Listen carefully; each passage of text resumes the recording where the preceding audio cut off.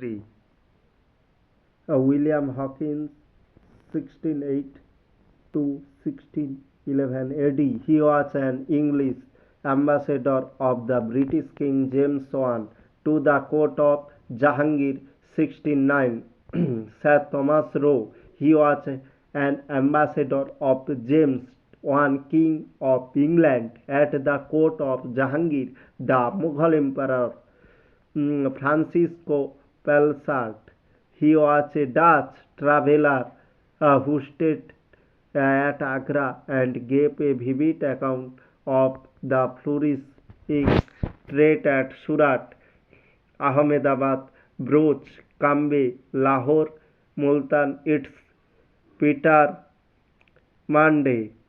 He was an Italian traveller to the Mughal Empire in the reign of Shah Jahan.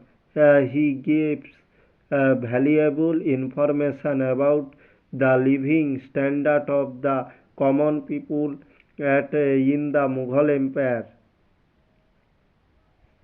John Albert de Masdesto.